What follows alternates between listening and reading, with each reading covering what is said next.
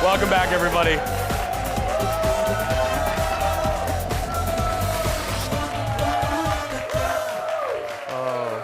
Oh, it's a good day. Welcome back to the show. It's been 5 years since a Minnesota mom started sharing posts online about everything from divorce to interior design. Since then, her Wit and Delight blog has gone big time, big, attracting millions of followers around the world looking for great ideas on decorating, organizing, and much more. Our girl Kendall recently got to know the woman behind Wit and Delight.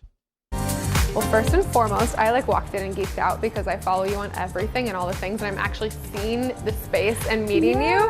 So tell me about Studio 125. Yeah, Studio 125 was the place that we started kind of by accident. Originally my studio was right where that pole is right there, and it was just my office, my first real office for Wit and Delight. Right. And there was the opportunity to expand out, and people were like, hey, can we rent your space? Can we use your props? And I thought, I have all these couches, I have all this stuff, maybe we could make it a place for people to come experience Wit and Delight in real life. Winnie just takes over the couch. Yes. Winnie knows that that's the couch. Yeah. The dog Winnie, by the way, for anyone who doesn't know, is probably just as famous as Kate because Winnie's in all the pictures and on the blog. But now you know, she just will sit there and she'll be like, and they're like, how do you get her to do it? I'm like, she's just sitting there. She's just like, who's waiting? So yeah, I couldn't get her out if I tried. She's a sweetheart. She's our therapy dog too. She's so cute. I think you have a really cool story. Thank you. I want you to tell my share it story with everybody. Okay. Yeah. So I started Wit and Delight forever ago. I mean, almost 10 years ago now. And it was before social media had started. And I was working as a graphic designer. The economy had crashed, and I was like, I need to make some income. So maybe starting a design blog will help attract new clients. And it turned into this own beast of its own. So what it is now is it's a lifestyle blog around designing a life well lived. So it balances aesthetics and kind of crafting a home that reflects you, but also helps you kind of get your inner house in order, and kind of that the marriage of the two really helps you enjoy life at its fullest. During the time that I had the site, I got married, divorced, was diagnosed with mental illness, and had you have ADHD, really bad. Did you graduate college level of ADD? And I thought, well, maybe all this is kind of telling me, something about who I am. And if I'm struggling with a lot of this stuff, there has to be a lot of other people out there kind of having a similar situation. Right. So I just decided to write about it. And so the site really took a pivot. So now that's how you get kind of the stories from people who are, really experiencing beautiful transformations with, here's this gorgeous home. Right.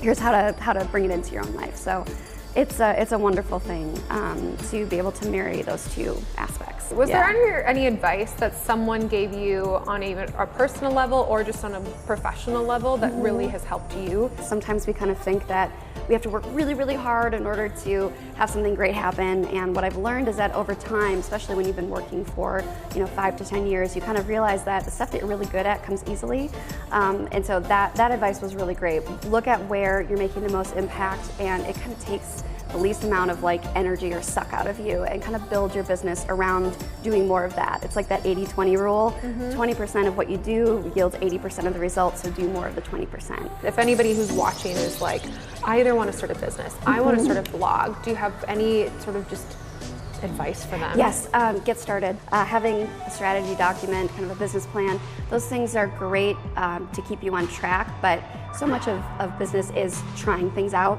listening to your target audience, asking questions, not being afraid to get your hands dirty. I love when I talk to new business owners who are like, oh, I just went and just made this t-shirt and prototype. Oh, it's nothing. I'm like, you went and you got your hands dirty, and you're talking to me about it. That is the best first step you can take. Gosh, has it just shocked you just how big it's gotten from you just expressing what's going on in your life to now all of a sudden you've got over 3 million followers? Yes, I mean it's crazy. It's part of being at the right place at the right time, but also having a clear passion and drive towards a certain message. I've realized that those two things together is kind of like lightning in a bottle, and it doesn't always happen when you want it to, but when it does, you kind of seize the opportunity. And she has. Kendall joins me now. It's inspiring.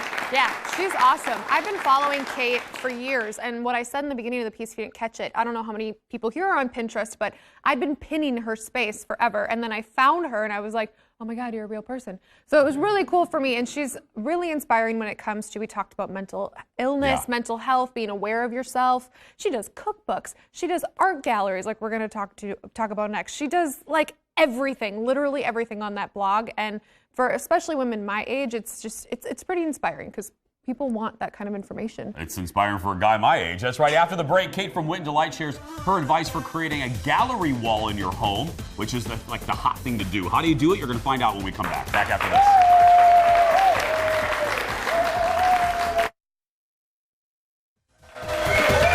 Welcome back, everybody. Well, in the last segment, we got to know the woman behind the mega popular blog and social media page, Wit and Delight. Now she's sharing some of her expertise for all of our houses. Gallery walls are seriously red hot right now, but they can be a little intimidating. Don't know how to do it. So Kate showed me the right way to do it. Check it out. So interior design is a big thing. Yes. And I wasn't only just geeking out because I wanted to meet you, but gallery walls are a really sweet thing. So you're going to show the people a little bit about like how to do it in your house. Yes. The first place to start is to decide which large piece you want to have like as the anchor of the wall. It's your focal point. Okay. You can either start with that in the center of your space or off to the right like I did here or off to the left. And what I do is I always start with that and I kind of fill in the pieces around that space. Okay. So you're probably going to have one large one, two medium-sized ones based on that large piece, and then maybe 3 to 4 small ones that you can kind of sprinkle in. And the whole point and goal is to kind of fill in your space in a way that leads your eye around the space using that big piece as your focal point. Let that one drive the color palette. So if the color palette is black and white, or in this case it's cream and navy, you can build things in that are either in the cool color palettes with maybe a pop of color or warm color, and that will help you curate and drive the pieces that you like. Because oftentimes you can say, I like all of these things individually, but all together they look a little chaotic. You can't quite put your finger on why they look a little different. My rule is that you want 10% of it to be like a little different and weird, but it should be harmonious in terms of the color. So here we've got, you know, a light blue, we've got a little bit of this greens and grays and natural colors. What's great about natural colors is they all work really well together. Right. So white, black, navy, I think navy looks good, and even like pink and like kind of creaminess, those are all kind of neutral. So that palette is like a really easy way for you to kind of hack it all together. Right. Then if you want one large pop of color, I had this heart that said get in here that was one of my favorite posters, and it worked well with a lot of my stuff because the rest of it was neutral and there was this big pop of color. So don't be afraid of it, but know that it's a little harder to kind of have a lot of competing colors than it is to start with neutrals and then add that color in. Frames. Now there's a color context to this and then also the size thing. Yes. On all dimensions of it. Yes, for sure. So if you like a more eclectic look, it's nice to mix 3 different materials or colors into your frames. I really like to have them all be pretty modern, but I let the depth and the sort of the depth size or even the width of them vary. And it gives it kind of an eclectic look without looking out of control. So if you really like that kind of like, oh, it looks like it's been pieced together over time, you know, most often those are all curated at one time or hung at one time. They're not kind of hung sporadically, but it kind of looks like, oh, it's taken a long time to get here, which in reality, a lot of these things do take some time. You have to collect the things that you like and then edit it out. So let the frames kind of reflect that journey. And I think gold, white, black, and the natural all work really well together. Matting. Yes. Because I see some of these do and some of them don't, and that has been my hang up. Like, I don't know what to do. I like to let the piece drive the matting. However, think of it as a ratio again, 50% unmatted, 25% matted, and then maybe 25% on a floating frame, or you can just have them all matted.